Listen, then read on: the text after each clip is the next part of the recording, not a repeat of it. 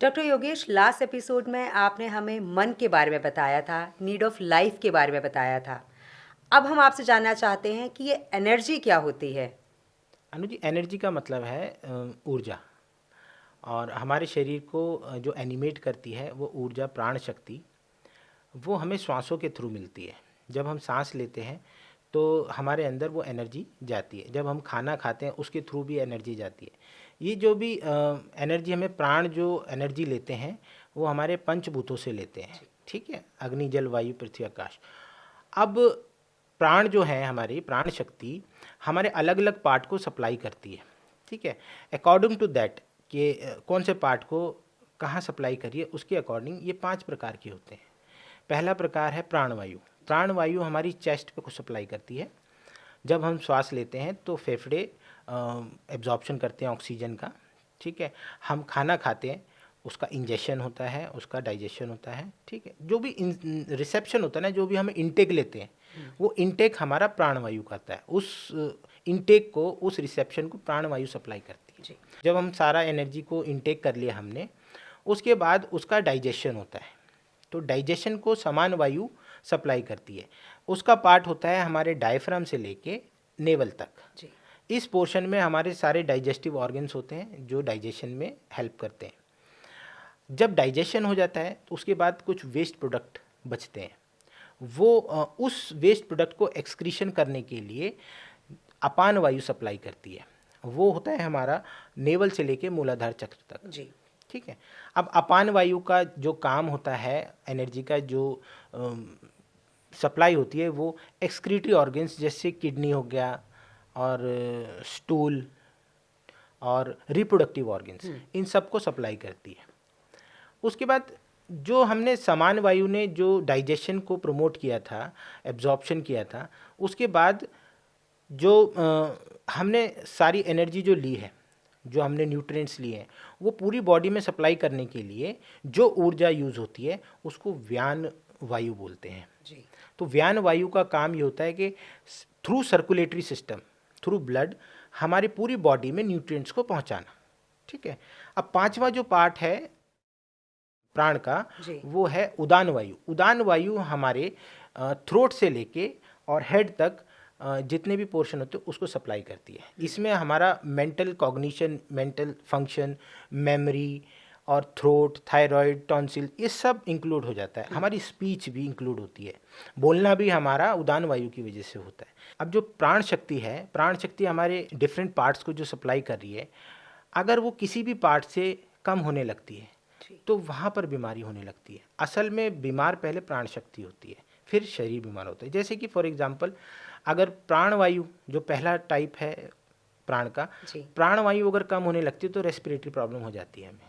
ठीक है, अगर हमें ऑक्सीजन ही नहीं मिलेगी, हमें फुल रेस्पिरेशन नहीं मिलेगी, तो हमें चेस्ट की प्रॉब्लम होने लगेगी।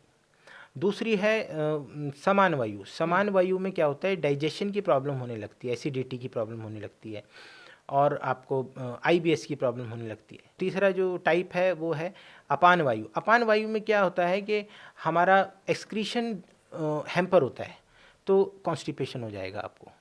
ठीक है, और यूरिनरी एक्सक्रीशन कम हो जाएगा, रिप्रोडक्टिव ऑर्गन्स कम हो जाएंगे, फीमेल्स में मेंसेस की प्रॉब्लम्स होने लगेगी।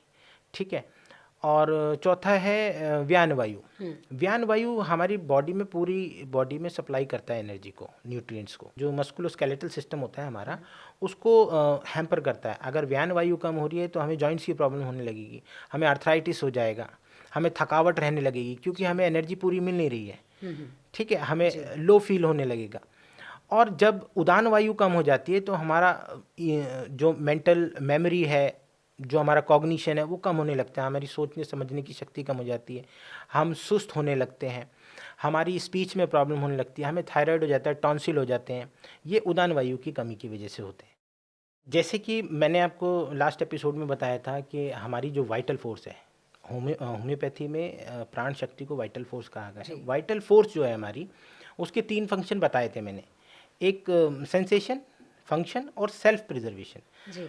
तो ये जो कंसेप्ट हमने अपने वेदों से पढ़ा है, हमने अपने वेदों से समझा है कि प्राण जो है वो 5 पार्ट में सप्लाई करता है, 5 तरीके से हमारी बॉडी को, फुल बॉडी को सप्लाई करता है। इसी प्रिंसिपल से अगर हम कोरिलेशन करें तो होम्योपैथी में भी यही बोला गया है कि वाइटल फोर्स पहले बीमार होती है, जी। उसके बाद शरीर बीमार होता है। तो वाइटल फोर्स जिस जिस पार्ट में, अभी आपको मैंने बताया ना कि 5 पार्ट होते हैं, 5 तरीके होते हैं, 5 तरह की वायु होती है, 5 तरह की ऊर्जा होती है, वो जिस जिस पार्ट से कम हो रही है उसकी बीमारी उसी अकॉर्डिंग हो रही है। होम्योपैथी में भी यही चीज़ को फॉलो किया जाता है। हमारी वाइटल फोर्स पहले बीमार होती है, उसके बाद ऑर्गेनिज्म बीमार होता है।